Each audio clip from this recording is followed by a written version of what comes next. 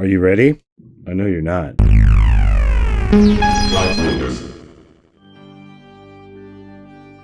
This is another episode of the Flight Ringers podcast. I'm David King. That's Dan Spottswood. It's good to be here. Thank you. We are professional cartoonists, and we are Legion of Superheroes experts. I saw that you liked my tweet about David Collier. So have you read this guy's comics? Dude, I love that guy. I think he's such a good writer. Yeah. I went up to TCAF. Josh Cotter and I drove up there like in 2016, I think. And I was standing right next to him talking to Josh. Josh didn't know who he was.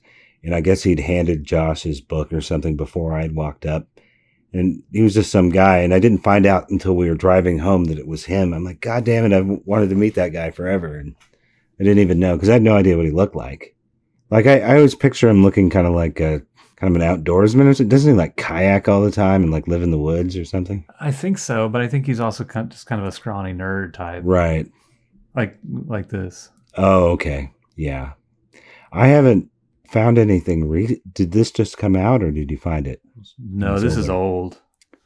It's got to be like 1990 or something.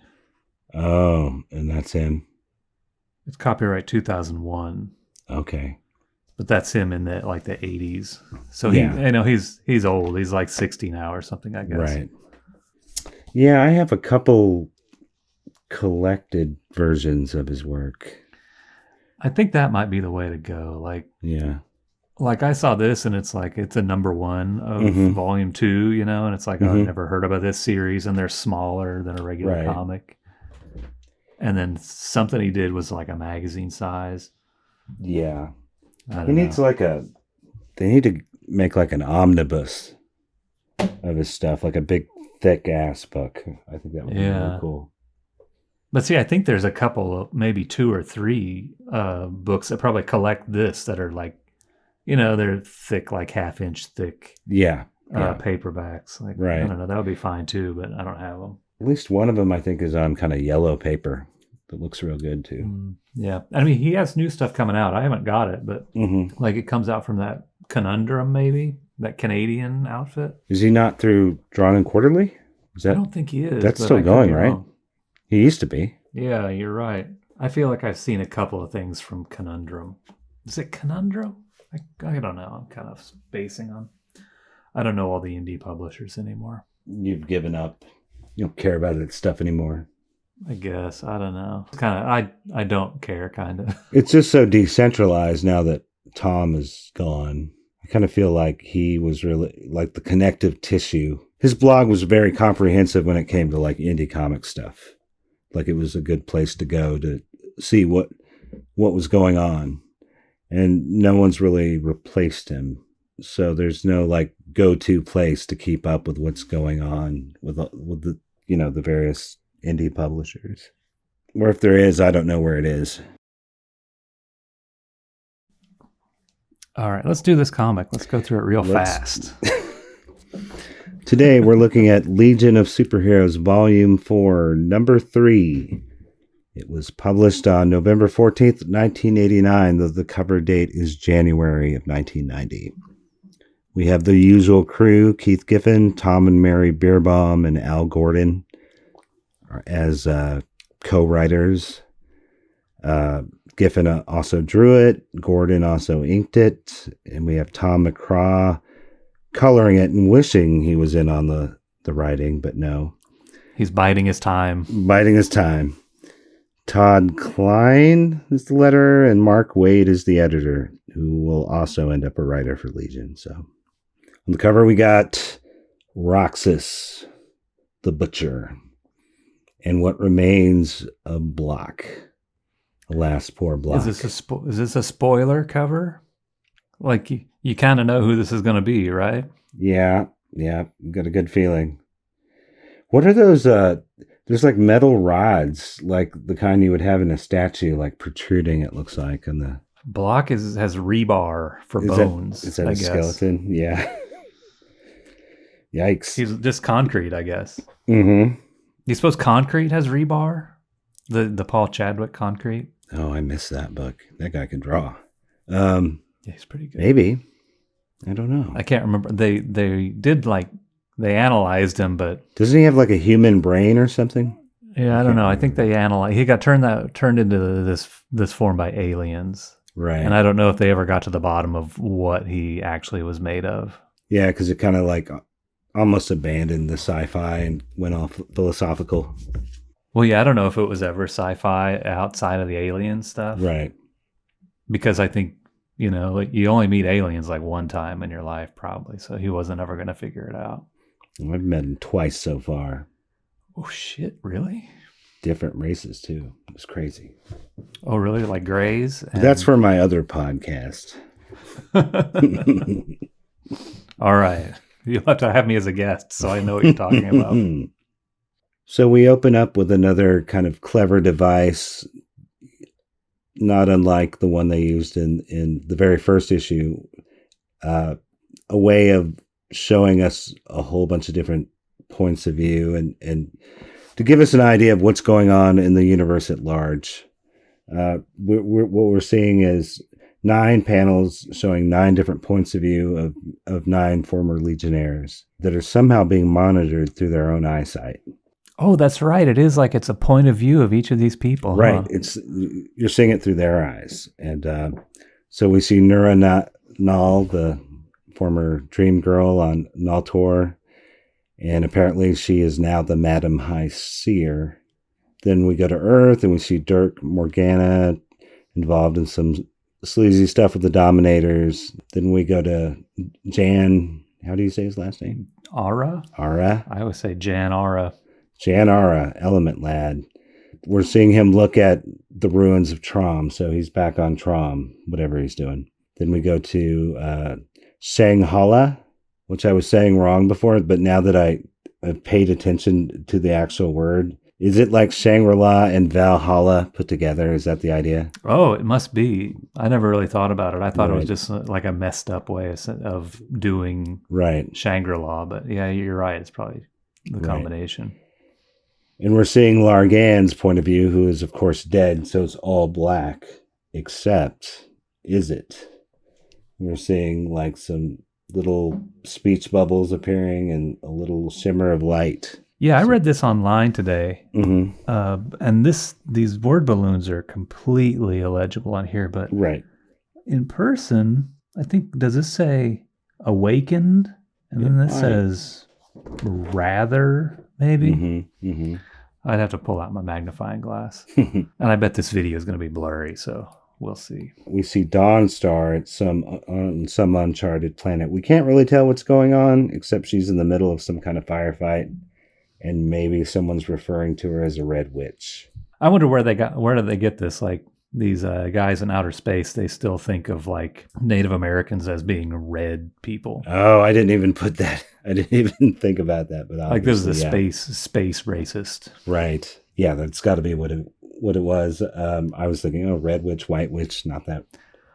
That different. No, I think it's because she's an Indian, but she's a space Indian too. Right. Kind of silly.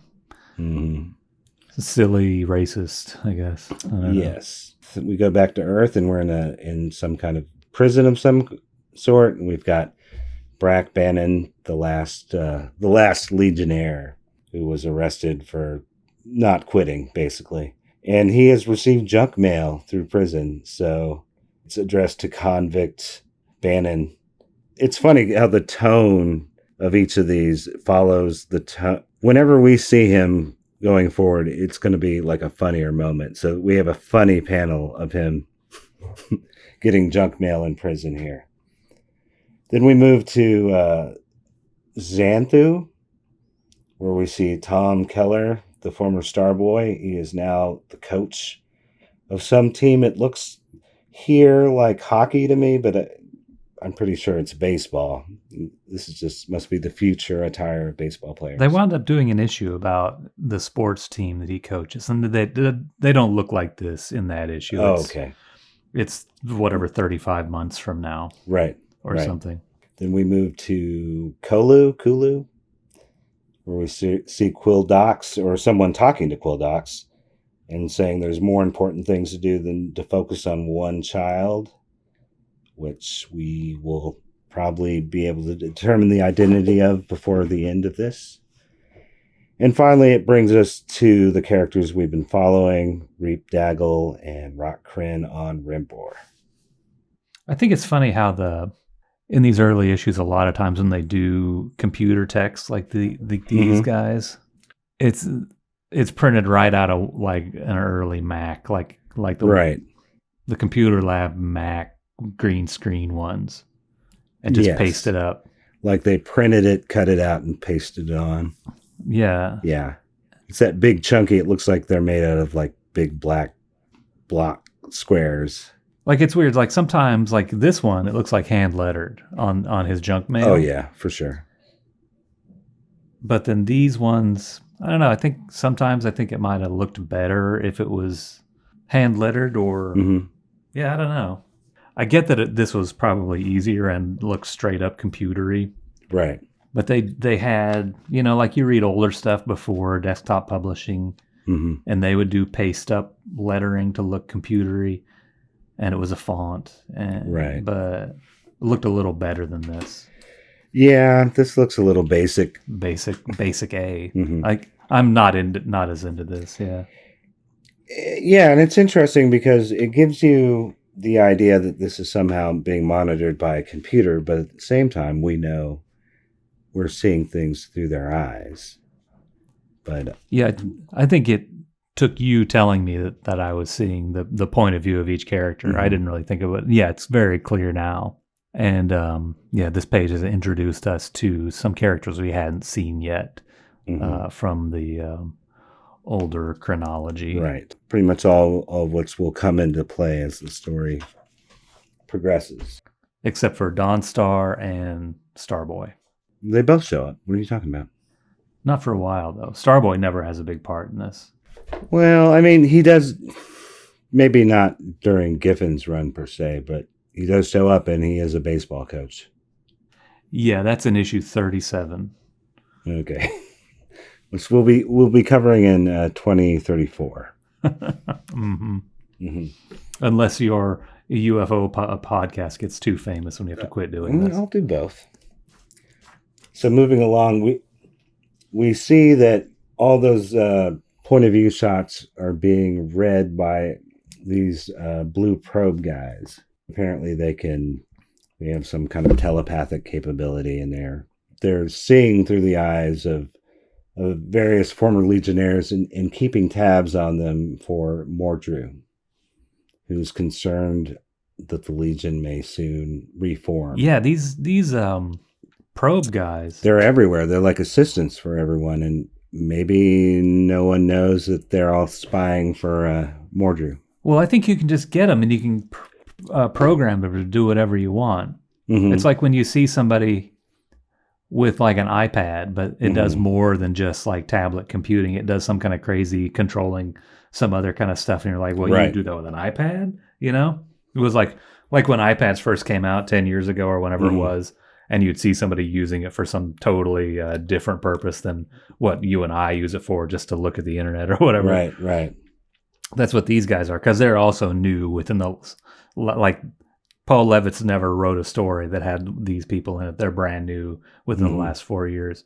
But even a hotshot like Mordru is like, I wonder if I can make them like magical eavesdropping nest cameras or whatever. And you just put this blob of gloop on the side of their head and they can do that. Yeah.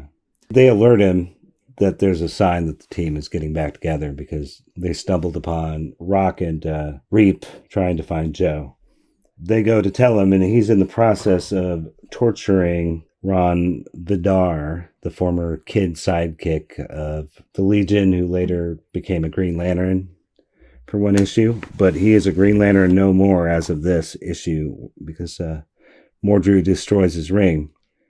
He is torturing him with this, it's like the Sarlacc or something, like some sort of eating organism, but it apparently can eat him over and over and over. It's digesting him over and over and over again.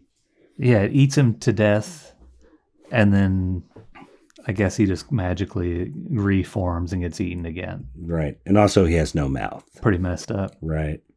And Mordru seems a little different here. Like, he's still obviously evil, but he's not the wild-eyed, angry, crazy Mordru. He's more reserved, more calculating, at least than he was in the Silver Age and Bronze Age.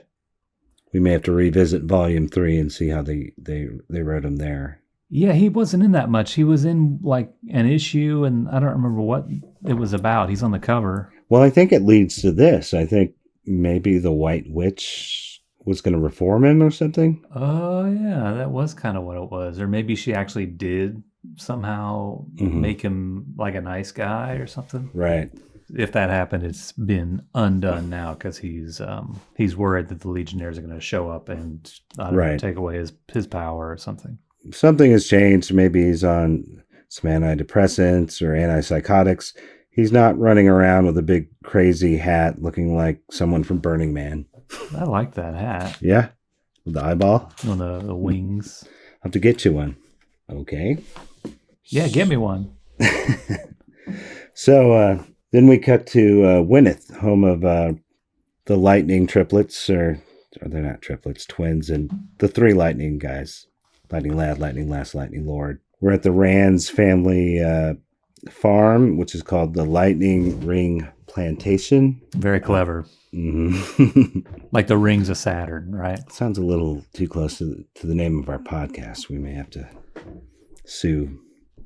We should have just called it that. Yeah.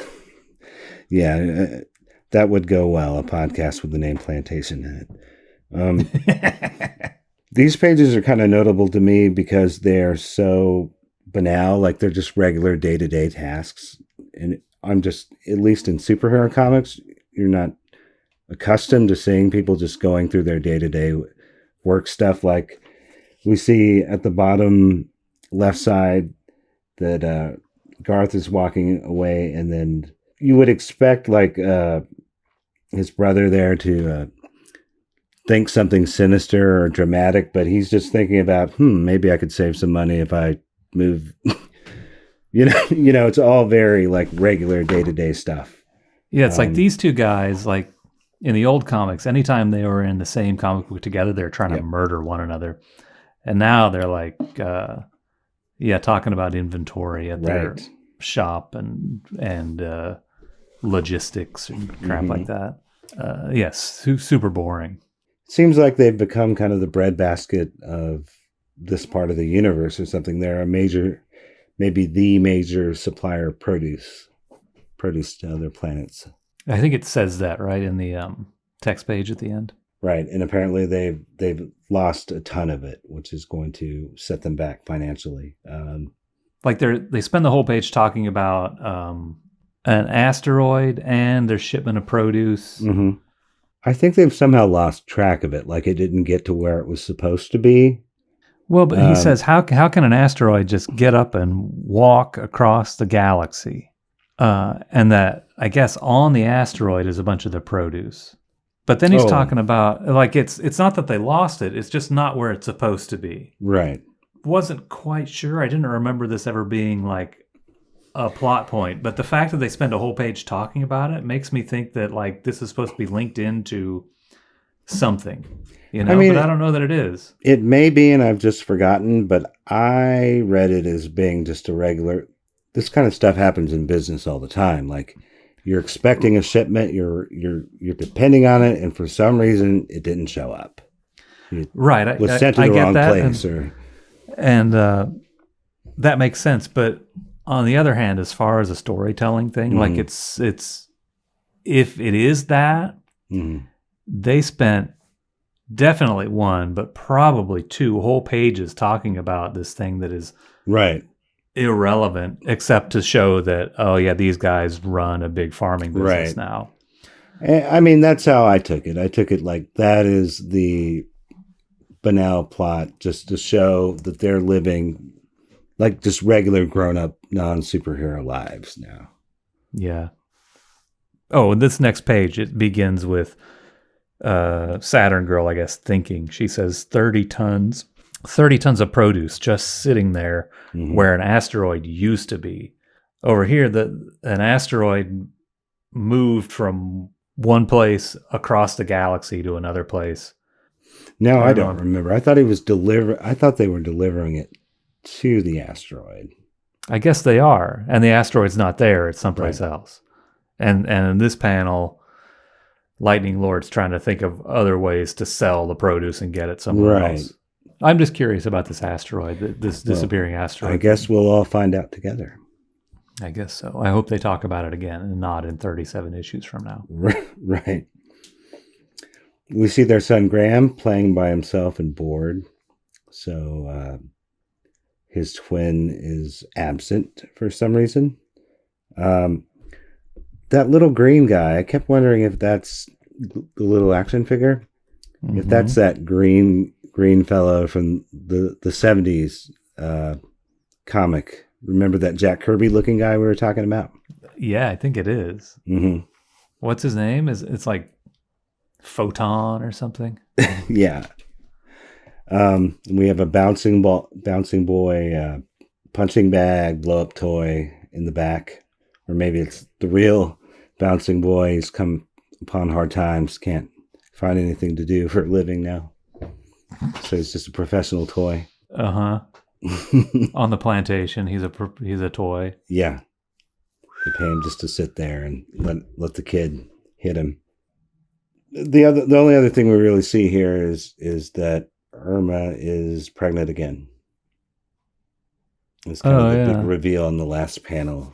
This is like the same pose that they showed Night Girl in to show that she was pregnant. Like you have to pull the camera way back, right, and show her with her hand sort of draped across her belly. Right.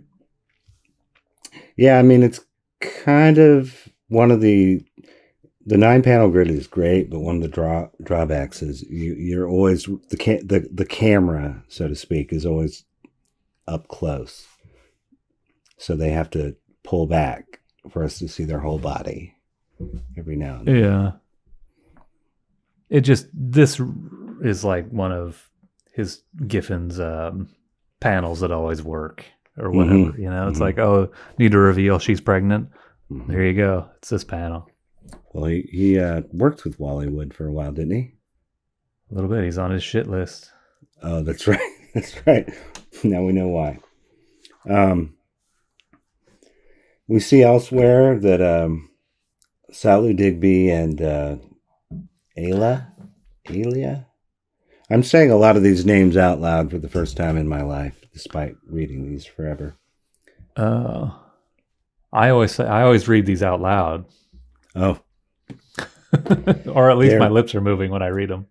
They're wandering around the woods nude, which is apparently a custom on this planet. They stumble upon the statues of the fallen legionnaires. Apparently, Garth was able to pull some strings and get a hold of them when they were scrapping and auctioning off the Legion headquarters.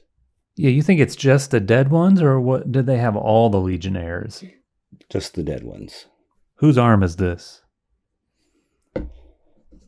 It must be Pharaoh Lad. That's what I think, yeah. We see Pharaoh Lad. We see one of Triplicate Girl's bodies. We see Superboy. So he still exists at this point. For now. They've constructed some kind of eternal flame to commemorate the ones who have died since the Legion was no longer in a position to make gold statues of them. Either they were broken up or they were on their way out. Yeah, and it's Paul Kryn, Mon-El, and Tinya Wazo, who is Phantom Girl. Those first two guys died. Well, yep. I don't know. I don't remember when Mon-El died. They kind of died in the last issue or the Magic Wars period.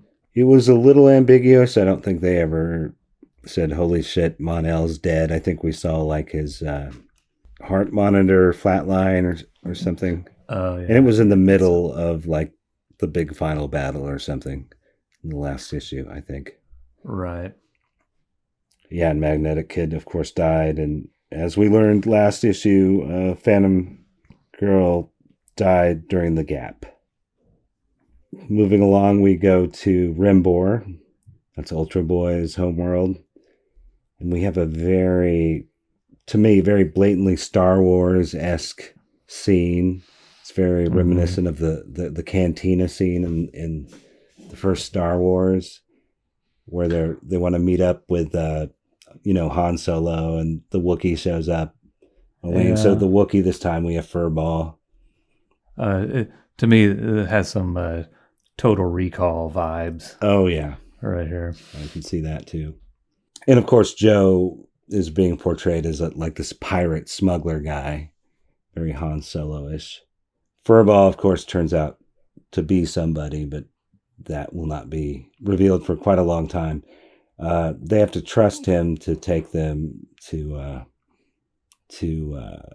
Joe. Ultra Boy. Ultraman. Oh, this last panel just cut back to Mordru and shows us that they're still being spied upon by Mordru. That is correct. Is that a repeated panel? Sure is. Look at that. Where? Right here. Oh. So lazy. What is he doing? Like he can't even draw 9 panels every page. He's so lazy. So here we have Reap and Rock taking a lift to Joe's underground hideout. Joe's with his associates who are surprised that he really does know Legionnaires. Like they thought he was just, yeah, I used to be a Legionnaire. Oh, there's Greedo, by the way. He looks like Greedo, but he talks like C-3PO. Uh-huh. He's like, oh dear. He's like really uptight about the security. Do they name any of them here? I think he calls out a name of somebody who's like, he has to turn over the operation to. Right, he does later. There's some guy named Phil. Yeah, it must be this guy. Or maybe one of these two guys. Greedo. Yeah. Yeah, why wouldn't it be Greedo, huh? I don't know why. I assumed that it would be the white humanoid guy instead of the green guy. It's probably the green guy's a smart one. Right. So once again, we see that they're being monitored. And it's kind of a neat trick. Like the action is continuing on. It's like we're just getting the audio of it. So this is them like hugging and saying, how are you doing? But we're only hearing their voice through the probe. They have like a elevator monitor. Mm-hmm. And that's all we see of Cosmic Boy and Chameleon Boy. It's like a way he can get away with having those characters on this page without drawing them at all. Cutting corners. Yeah, this is the laziest issue so far. Issue 3, he's already getting lazy. That Keith Giffen guy. That's one thing people always say about Keith Giffen. It's like only 7 issues this month? Right. Then we go to Earth, where we have the Dominators, who, like Mordru, are also keeping tabs on the Legionnaires and also worried about them possibly reforming. They're also a little concerned about choosing Roxxas as their agent to presumably prevent them from reforming. They decide to review a tape that I think he sent to them, and they're going to evaluate him according to this tape. I kind of liked the idea that like within like a week or whatever of the Legionnaires like just exploring the idea of getting back together, they've already got Mordru the Merciless and the Dominators like quaking. They're already worried. Like Mordru's spying on them, watching everything they do of every Legionnaire. Mm-hmm. The Dominators have already hired a guy to go kill them all if possible. I don't know. It never made an impact on me reading this prior to today when I read it. That they really want us to think this is a big deal that these Legionnaires are starting to get back together. Well, yeah, and I guess it is. But they've all been profiting greatly, doing really well without the Legion in their way. And the Dominators are really worried about. Well, these two Dominators are not worried about Roxxas. They think they've got it under control. They think that humans are far beneath them and they can control them. Any one of them, even the one who's completely deranged and has homicidal multiple personalities. They're like, we'll just try it out. We got it. Right. But they also, one guy is confident and the other guy is worried that this is not going to go off. And I wonder which guy is going to be right. One of them is kind of incompetent, I think. We are watching them watch the tape, I guess. And that's how we cut to the puppet planetoid. We see Roxxas arguing with himself, approaching Blok, who seems to be hibernating. Yeah, I like the detail on this page where they, the Dominators are annoyed by all his chatter, and so they mute like 75% of his voices, and just hear the relevant one. Right. That is, I just have to say, that is a kick-ass Superboy drawing. Is that Ty Templeton? Who is that? To me, it looks like Kevin Maguire inked by Ty Templeton. Wow, that's very specific. Well, the face, the Superboy face looks like a Ty Templeton face, but everything else says Kevin Maguire. Even the text says Kevin Maguire. Oh, it does. Yeah. Oh, yeah. It says covers by Maguire. I didn't even bother to look down. I didn't see either of their names. It also has like, does it look like they tried to give it like those TV lines? Oh, well, yeah, it has this kind of whatever duo shade type of shading where there's some vertical lines, right, and there's like a diagonal one to add an extra darker tone, like maybe to imply that they're leaping out of the TV. Yeah, I think that must be what they're kind of going for. Yeah, even though the lines are going the wrong way for what you think of as a CRT. Right. But yeah, it even has the scene on TV sticker there, like a Ron Popeil. I always thought it was very strange and ironic that right now, right where we are in the Legion, they're trying very hard to extract themselves from Superboy, and soon they'll be writing him out of history altogether. Crisis is saying he never was Superboy, of course. But then at the same time, they're promoting a Superboy TV show. Yeah. They're not all on the same page. You think they would want those more synchronized. Roxxas approaches the slumbering Blok and proceeds to dismember him with small explosives.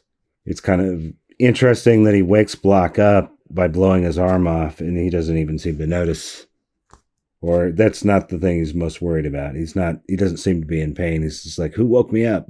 He dispatches with him pretty quickly. I think he mentions that he's using anti-Legion weaponry that the Dominators have developed. Mm-hmm. Like they have, I don't know, bombs, I guess, or bombs that'll blow up a rock. A Dryadian. But yeah, he fucks him up. Blows off his arm. Right. This is like a mushroom cloud almost down here in this panel. And yeah, now his legs are both blown off. Not cool. I think it's intentionally left ambiguous whether it's like a dying hallucination or if maybe he has somehow actually reached some sort of Dryadian afterlife, but he seems to be on Dryad and encountering Strata, who's another of his race, who's a member of Legion, the sort of present day version of the Legion. Yeah, the panels switch from the rounded corner, which denotes that we're watching a video within the comic. Right. They switch from the rounded corners to the square corners, which usually means this is real and happening now, is usually what that means. Usually the rounded corners is a flashback or a TV screen. Right. It's very strange. Like, even with that I don't think that's enough. Like, they must have some really good video recording equipment that it's like picking up his experience. I mean, that's how it reads. You point out rightly that it's sort of a break, but it's still, I think, on first read, it seems like somehow they were able to videotape his afterlife experience. Yeah, I think maybe a lot of readers wouldn't have even noticed it. Like the black background around the panel borders makes it hard to even catch that these panels are a different shape than these panels are. Right. But yeah, all of a sudden we go into this section where, Blok is he's in repose in a grassy area, and he looks like he used to instead of looking like this. Right. He actually changes a couple times. Like he's just going through his life looks or whatever. Right. Yeah, there's even this part where doesn't have a nose and he's in his Bad Rock pants. Right. He sort of seems to have a happy ending. Maybe it's just a hallucination. We don't know. Yeah, he seems at peace. I always liked him. I was sorry to see him go, but somebody had to go, I guess. I feel like sometimes I will defend the point of view that you don't need to kill these people, mm-hmm. and it doesn't hurt to leave them alive and not do killings. Right. But then also, like, I guess it's fine. We got a lot of characters. You could kill one off. Right. There's going to be other good ones. It's just a comic book. Kind of two minds about it. Yeah. Like Beerbaum on his blog pointed out that he worked good in a large group because he's kind of a background character for the most part. And it looks good to have some variation. So you have this big guy in the background. It looks great. But since we're switching to a much smaller team, it makes him sort of redundant. I don't think that's necessarily the case. Like, I think they could have done good stuff with him, but Giffen felt like somebody had to die, and of the people that they had to choose from, it was the least objectionable choice for him. Like, originally he was going to kill Ron Vidar. See, they should have killed Ron Vidar. Yeah, I would have missed Ron less than Blok, personally. Yeah. I mean, in that same blog post, he points out that one of the problems with Blok is, he said, all the non-human looking characters never connected as well. But I don't think that's something to give into. Like, that's a problem. Probably the non-white ones didn't connect very well with the readers either. But I mean, we saw how. Well, Blok was a kind of a useful character. Like, yeah, asked all the obvious questions. So right. And just like the whole, like the camaraderie with Timberwolf stuff, like, yep. Even though that was kind of corny, it was like, right. He serves a good purpose there. Right. Yeah. And between him being naive and also trying to learn Legion history, it was an excuse for the other characters to explain to the reader anything, basically. Right. And also this little bit of Blok mm-hmm. makes you wonder what's going on with this guy. Mm-hmm. Like, I remember in one of those, the 1984 series, the Paul Levitt series, like they sort of he sort of teased some kind of history for Blok, some kind of mm-hmm. origin for Blok. Mm-hmm. And Blok followed this little guy who was going to tell him some secrets. Oh, and in typical Levitt's fashion, Blok didn't do anything. Just lost interest in the storyline, and it didn't happen. Mm-hmm. And that's the most anybody ever put into talking about Blok. Mm-hmm. But see, it seems like Giffen actually had some investment, like this Strata character had some kind of storyline going over in Legion 89 and 90. Mm-hmm. Blok has changed his appearance. Giffen always did that. Giffen's the one who made him like start having volcanoes growing out of his body and stuff, and was trying. Mm-hmm. And yeah, like this part where he's hibernating here, like, okay, so it's boring and he's asleep, but like this is the most character development this guy's ever had in these 2 mm-hmm. pages, and then we blow him up and he's dead. I mean, I was kind of bummed because I knew, I could sense he wasn't popular enough that anyone would probably bother to resurrect him, but it never felt as final as like a human's death, because for all we know, like, those rocks could start growing into new blocks at some point, or yeah, you can collect them all and heat them up and they go back together. Right. Yeah, there's a ton, like the excuse that like, oh, Blok is the one who was least popular and who fans would care about the least, mm-hmm.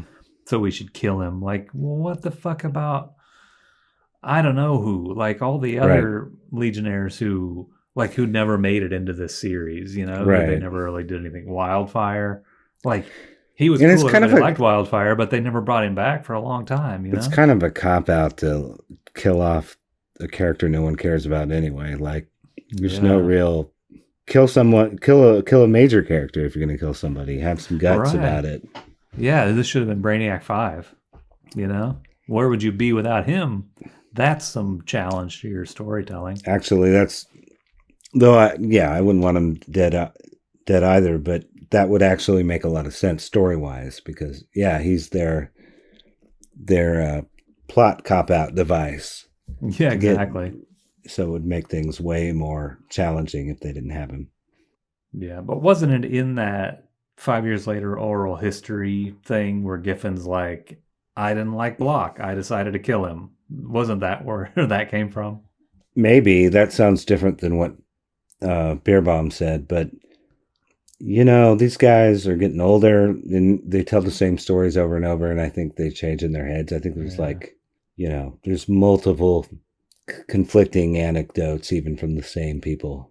I just kind of remember Giffen saying like, "Oh, we need to kill a Legionnaire. Which one don't I like? Blok.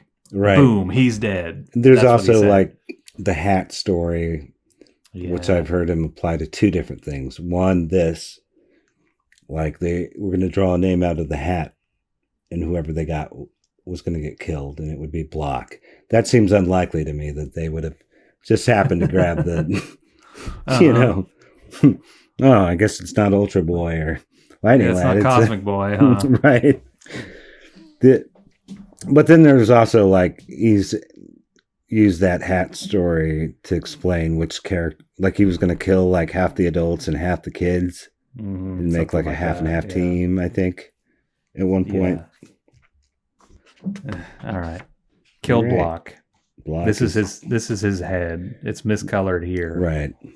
They get it right on the next page. One last thing though on Blok. I mean, though I'm not a fan of really anything post Zero Hour. He does come back, of course, in the Paul Levitz retro boot. And from what I've seen, it looks like he gets a lot more attention. I think he doesn't. He's in it, but I think he is just only there to be a supporting character to the White Witch storyline that's going on. Okay. And White Witch goes from being the White Witch to being the Black Witch. Not the Red Witch. Nope. Black Witch. Mm-hmm. Like a Lord of the Rings type of shit, I guess, is happening or something. Mm-hmm. One interesting thing about this last page of the Blok snuff film, a little bit of Comic Sans down here. Todd Klein didn't do a printout of his Mac computer for this end tape. He just pasted up some Comic Sans for that. Yeah, it makes it feel a little ambush buggish. Yeah, a little cartoony there, huh? Yeah. But it's kind of a joke, too. Right. They're like, oh, very impressive that this guy was able to kill the Legionnaire. I believe we've found our man. The one other thing I'd say about the weird segue into the afterlife or hallucination, whichever it is in the same issue we're showing these probes that can see through people's point of view. So if it was recorded through one of those, maybe they would see, Yeah. If he was... Yeah, but it depends on how that works, I guess. This is more of an internal look. Right. But if it's somehow... Like, can the probes see your dreams? I wonder. Right. But they do have some magic-y crap on those guys, so who knows what they can see. Is Mordru like Santa Claus? Does he know what I want in my heart? I don't know. I want to learn more about those probes. Like you said, he might have just gotten a hold of them and rigged them, but maybe he's the manufacturer. Maybe that's how he's making his legit business in the future, creating these probes. And, like Chameleon Boy has one in his office taking notes, not knowing that it's, spying on him. Like those probes they're seeing like what I see. Right. It's not the one that I own watching me. It's what I actually see. Right. So I don't know. I think Mordru just bought them he bought a bunch of them with his like corporate discount, and got his IT department to put this magical thing on them. Right. This Vikros guy who's a new character. We didn't really talk about him. He's like I don't know what he is. All black face is what that guy is. Yeah, he probably bought him with like the pandemic relief money he Oh got. yeah, PPP loan, Right. Took a definitely. big PPP loan during the Fucking Validus Moj plague. Desai gave him one of those. No questions asked. During the Validus plague. Yeah. End tape. We now see Siobhan Aaron. She has intercepted the tape. I think she's spying on the Dominators, right? I think that's what happens. Like, yeah, she's watching the tape. She's real upset. She tells herself that this is no time to get emotional. Right. We know that she is aligned with the Resistance. Yeah, and there's an interesting thing here where she says she needs to try not to cry because it will blur the message, the transmission, which makes me think like she's intentionally possibly using one of these probes to transmit information. You know what I mean? Yeah, it is a weird thing to say. Like, does she know that Mordru is seeing what she sees? Or something like that? Or does the Resistance also have them and use them in a similar fashion? Yeah. She's talking about sending it to... She says the net's got to know. Yeah. And I thought she was like, I thought that meant that she's just like going to email it or put it up on Reddit so the whole world can see that. Right. That the Dominators have sent out an assassin to kill the Legionnaires. But yeah, the one about blurring the transmission, like I didn't quite get what that could mean. Yeah, I mean, I don't know. The fact that we keep going back to this and it's introduced here, it seems to me that it has to somehow be connected to this thing the probes are doing over and over in this issue. It's true. I mean, I also like when we first saw the probes, maybe back in issue 1, I mentioned that like I think they must have had some kind of back of their mind plan to do a story where whatever, all the probes revolt or need to gain their humanity or something like that. They never really got around to that. And I bet maybe this was some foreshadowing to that. Mm-hmm. But this specific moment where she's like, it's going to blur the transmission, I don't quite get that because it seems like only these guys who Mordru is using, and they have this little thing stuck in their head, like he's done some kind of magics on them to give them the power to spy on people through their own vision. How could Officer Aaron know that that's happening? So then we go back to Tharn, back to Mordru, and he is talking to someone named Vrykos, who is apparently a Dracula, or a vampire rather. I read somewhere that they originally intended to put him on the team, but they just kind of abandoned it. If he pops up later or not. I think he gets a little bit of screen time. Mm-hmm. Yeah, I think once they kind of solve the Mordru problem, you don't see him again. So they've been listening in via the probe to the guys on Rembor, and he now knows part of their mission, Ultra Boy, Cosmic Boy, and Chameleon Boys. They want to hunt down or get Misa, who they know is with Mordru. So he knows they're coming for him. Yeah, and we know Misa is the White Witch. The White Witch. She, last time I remember seeing her, she showed up in the Magic Wars to help out the Legionnaires, but prior to that, she had gotten pissed and left the team. Right. She left for about 6 months and then came back. She was not cool with them killing the Infinite Man. Right. They were like, well, he's a vegetable. Who cares? And she's like, well, that's, how do you know where life begins and ends or something like that? And she split. 6 months Legion time, is that what you're saying? Because I don't think she showed up till like the last couple. No, it was 6 months of David time. Okay. It was from issue 50 or 51 until, I guess more like 10 months, huh? Till about 63, right? Right. I guess a year she was gone for 12 issues. David time goes at half speed. I wish. Seems like it goes at like double speed. Mm-hmm. Fucking life. It's not long enough. No. It's too long. Sometimes it feels too long, but then I think about it. It's like, no, it's just not long enough. Sucks. Yeah. Life sucks. Yes. Life sucks. No, what's wonderful is the way memory works. If you do something really routine, the way you experience it, it seems to go really slow because you're not engaged in it. But the way you remember it, it seems to go very fast because there's nothing distinct about this day to distinguish it from the day before and the day before. So they get crunched together in your memory. So you get the worst of both. The day drags. It feels like it's never going to end. But when you think back, there's nothing there. It's like, and there's the expression connected to that, right? Like the days are long, but the years are short. Oh. Yeah. Yep. Ideally, you want the opposite, you know. Right. Yeah, I was just reading that Joe Jella interview today. He died, and they posted this interview with him on Comics Journal. And like within the first little intro of it, he's like, sometimes I remember that I'm 90 years old, and I start to get really worried. Yeah. That's comforting to know that it doesn't get any easier. Yeah. There's all that like wise acceptance that you see on TV is bullshit. Yeah. People are every bit as scared to die at 90 as they are at 40. And he goes on, he's like, I'm healthy. I'm really healthy. Well, hopefully they hook you up with more and more like morphine and stuff towards the end.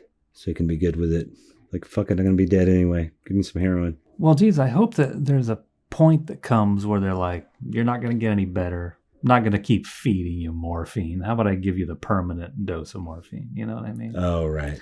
But people are so against that shit. I don't know. Well, they do. They do give it to people all the time. They just have to kind of accidentally do it. Yeah, I guess. They can't, like, officially do it. It just should be official. I should be able to do Absolutely. that if I want, you know? Absolutely. Like that Dr. Kevorkian guy, dude's a hero. You know what I mean? Like, that's the way I see it. But so many people are like, he's a killer, taking life away from people or whatever. Right. I don't even know what people's complaint is about this guy, like helping people not to suffer for more years if they don't want to. I don't know. I just know that they're the exact same people who want to see like public executions.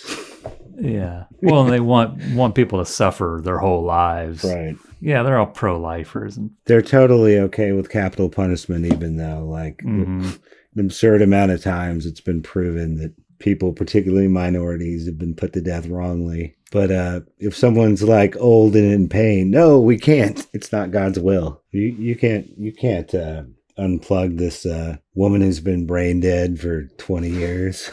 I know. What the fuck? Yeah, that was a huge case. I forgot that woman's name, right? Terry Schiavo. Right? Yeah. Kevorkian wasn't part of that, though, right? No, unfortunately. I have to go to the bathroom. All right. We're only halfway through the comic book right now. Are we? Yep. The staples are showing. Are you serious? Oh, shit. I don't think so. Maybe. What do you mean, maybe? It's like you see them. We're 50% I of the wonder way. if maybe there's a lot of ads in the back. Because we're on, we finished page 15, right? Yeah, I guess so. Yeah, we did. So we're technically on page 16. I mean, we can turn this into a two-parter. This is whatever you want.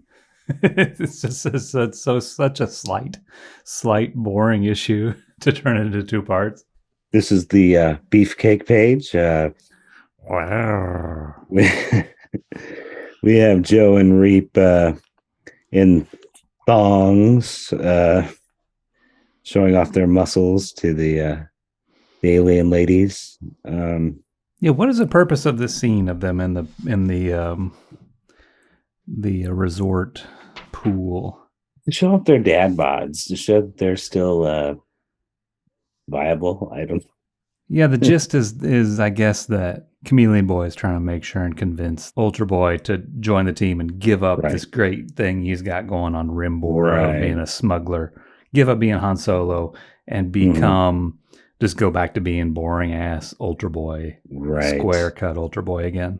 But Joe's okay with it. He says, I think the guy's name is Phil, will be able to watch the place while he's gone. So maybe he's hoping to end up back there eventually. Yeah, and this guy Phil, it's spelled F-I-L. So it doesn't sound so much just like some dude named Phil, you know. I mean, there are quite a few names like that, right? Where they sound like modern day names, but they're spelled strangely. Right, yeah. But earlier when you were like, oh, it's I used to think Tom was that, but apparently there are people walking around Thom. Tom. I think the Radiohead guy is Thom. Oh yeah, Tom York.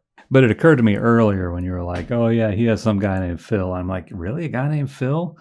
And I didn't put two and two together because it's another one of those things where like, oh, I didn't say it out loud. I just read this word F-I-L.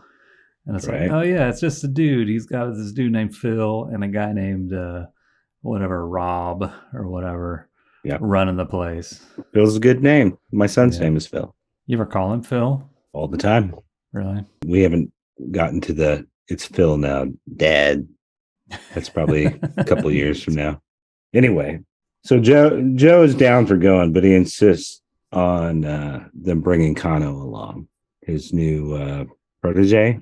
Yeah, she doesn't seem like she's his girlfriend, but no, definitely he likes not. her, and she has very similar powers to his ex or his ex. She's dead. His old girlfriend, wife. Yeah, that is kind of a weird, kind of creepy connection, but association. But it definitely seems more like paternal or big brother, maybe. Mm-hmm. And then we get to see her in action here, fighting a punching bag, I guess, some sort of automated machine that ends up beating her ass. So she uses her powers to destroy it, and then she sees Chameleon Boy and Ultra Boy doing whatever they do when they're in the shower together. Right. Makes the water cold. Yeah, it seems like it becomes a adult video scenario at the end of this movie. Oh, okay. Yeah, at first I was wondering maybe she's using her powers in some strange way, like lending like mass to the water droplets, so like hitting them like rocks. That would be kind of cool. Yeah, instead of just showing up and like embarrassing these guys. Well, these guys aren't embarrassed. I mean, they're walking around in thongs. Yeah, it's strange. They make it seem like they're going to be embarrassed when a girl shows up in the shower with them. Right. Even though, they're not embarrassed by these girls checking them out. Right. But strange. She is like, I mean, what is she, like 14? She seems like she doesn't look 14. She might not be drawn 14, but I think the idea is she is closer to the age that they were when they first joined. Like the next generation. Yeah, I guess maybe she's supposed to be 16 or 17 or something. Right. And I think that's further reinforced later, like because she comfortably fits in with the SW6 guys. Anyway, we're back on Wynneth again. And it looks like one of the Rands, I'm guessing he's kind of like a security guy. It inspects a suspicious package that is addressed to Lightning Lad's son. It's revealed to be the dismembered remains of Blok with a pretty psychotic note from Roxxas in it. The letter kind of alludes to the statues of the dead legionnaires that Lightning Lad has bought and put on his plantation. Right. He's like, here's another one. Is it clear in this page? Because I don't think we mentioned it earlier, but something has changed with Garth. He now has a cane. He might actually need it. It might not just be some ceremonial thing to go with his colonial clothes. Right? Oh, he's not just a rich plantation owner. So anyway, Garth orders Blok's remains to be brought to Shanghala for a hero's burial. Rip Blok. What a shame.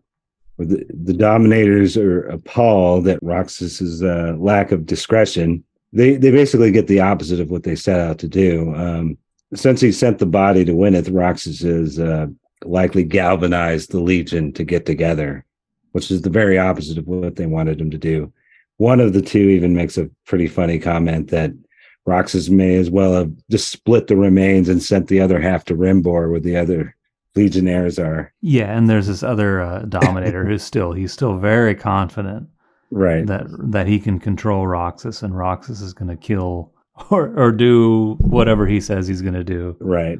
And he says the ex-legionnaires will never know, and the council, his own boss, they're not going to know that. Well, I don't know what are they going to know? I don't know, but I don't think I picked up on that. These guys are they're like a renegade faction of dominators, or they've got some conspiracy going on here. I think within the dominators. I think the one guy thinks that his plan to get Roxxas to do his bidding is actually going to pay off, and it will, when all's said and done, when the dust clears, his superiors will be impressed instead of annoyed that this guy did this stupid thing. And that, they're not going to know. He's going to have fulfilled his duties satisfactorily, and they won't know that he used this maniac, highly conspicuous method of doing it. Right. Wasn't a terrible idea. The last page is, I don't know, it's kind of redundant. There's not much to say other than it's Rock walking around on Rimbor, starting to think maybe this will work, this plan. Yeah, this is the exact same last page as issue number 1, basically, right? Doesn't really add much. This is in case you didn't read issue 1 and 2. This is for you. It's saying, look, it's going to get hopeful again. Don't quit yet. He is walking by this place where Altar Boy lived, right? And where blown up. Yeah, it was like a city block of apartments that was blown up and destroyed, and a bunch of people killed. Altar Boy's kind of seemed like his girlfriend got killed, but Altar Boy doesn't care anymore. He's totally forgot about this. Right. He's like feeling good. He's getting his team back together. Bros before hoes. And what's going on? Are people shooting at each other on the? No, I think it's some kids kidding around, and they're like throwing rocks at the force field electric fence. I think that's the end of the first story. Yeah, that's it. That's the end. I got the credits in the last panel. Typeset this issue. What is it? Interfaces? Oh yeah, it's like People Magazine. It's like a what do you call this? A profile piece, an expose. It's just a piece about Lightning Ring Ranch. Lightning Ring Ranch. What is it? I think that's what it is. Yeah. It's just like a profile in the Sunday paper about the Ranses. They interviewed the family. Yeah, and they explain that they're big farmers now. It explains that it's totally customary for people to work naked there. It mentions that Garth's cane is because he is partially crippled and slightly disfigured from the Validus plague. Oh yeah, this kind of just introduces us to the Validus plague, doesn't it?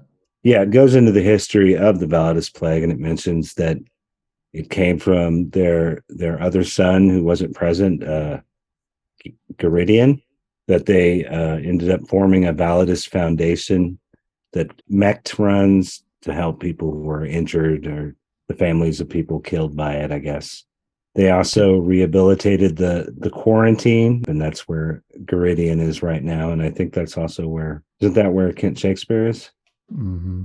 They also kind of go into how Mecht has also been rehabilitated, and he's a good guy now. Sounds like typical rich people bullshit, where they they start a foundation, right, to like try and I don't know, take the heat off of something that they're responsible, right, for the Validus plague that harmed a bunch of people. It's like, we'll start a nonprofit and we'll skim some money off of it, and we'll take the tax burden off of ourselves.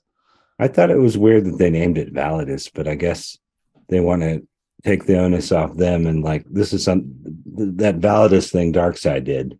Mm-hmm. Yeah, and it's nice that Mecht was privileged enough that he could like turn his life around and do this. He's not spending the rest of his life in jail. Like if he was poor, he'd probably still be in jail. Right. One thing that stuck out to me was where they're talking about Garth Rands' disfigurement, and he displays the balloon-like pink swelling on his left leg and on his arm.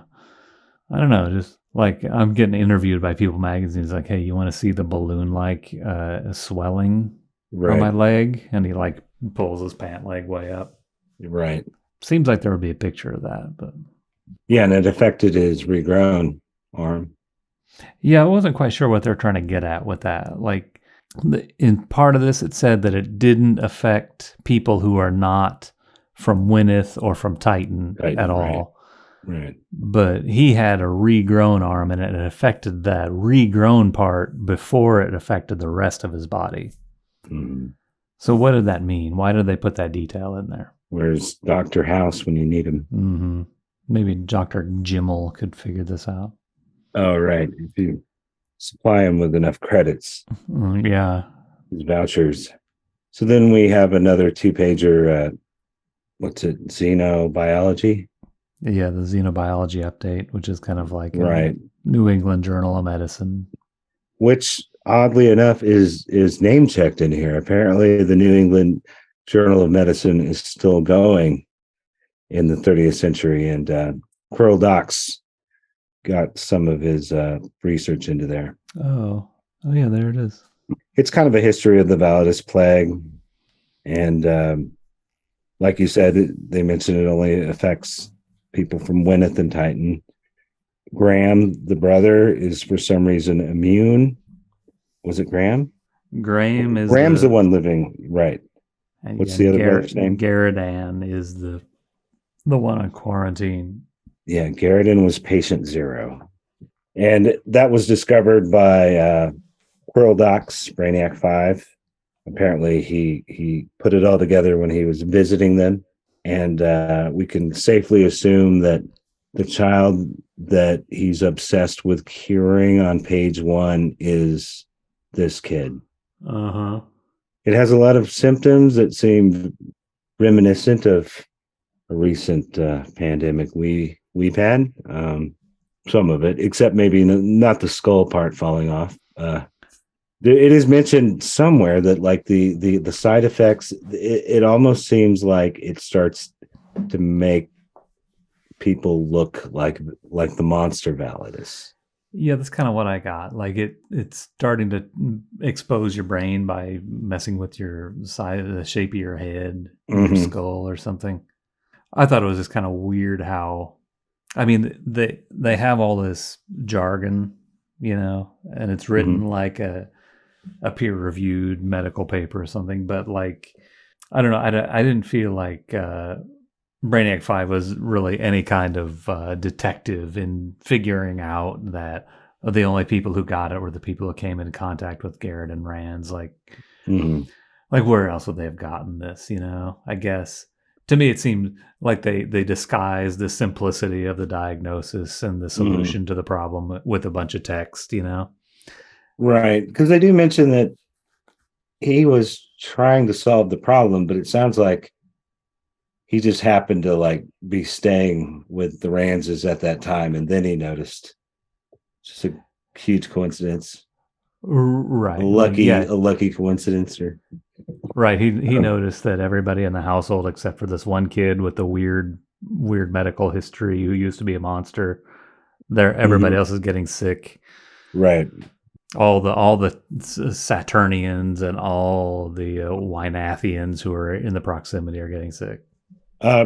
There's also a weird mention that possibly the bacteria bred in the time stream.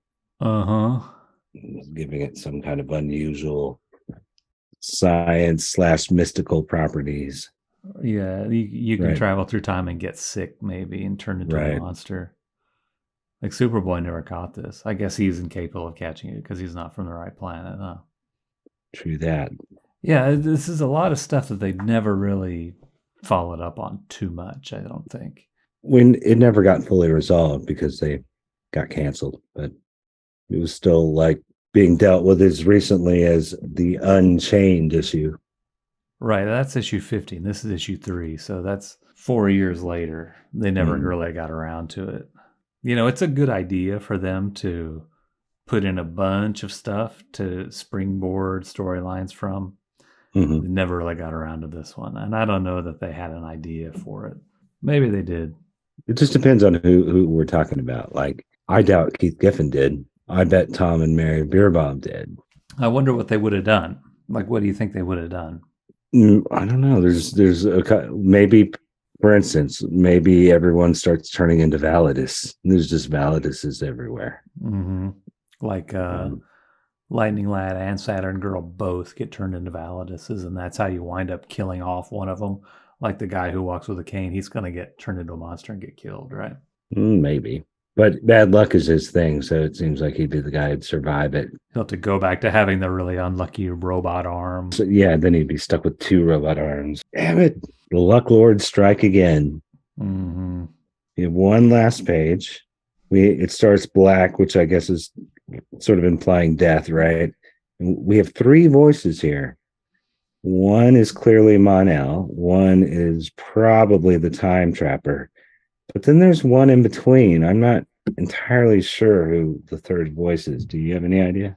I do know because I've read issue 4 a bunch of times. It's That's right. That's right. I remember now. Looks like Mon-El is getting resurrected from his grave. It explodes for one last adventure. The last Mon-El story. We get to see him one more time. We might see someone who looks kind of like him, but he's not Mon-El. This is just like, it's like bios of Al Gordon, Tom and Mary Bierbaum, Mark Waid. There's not even a Keith Giffen bio in here, which is kind of crazy. Oh, it does have this nice what has gone before paragraph that summarizes the last 2 issues. Mm-hmm. So, I don't know. We didn't need to do videos about this with the 2 issues. It's right here. So that's Legion of Superheroes number 3. I thought it was actually kind of a boring issue. I thought it was a pretty entertaining comic.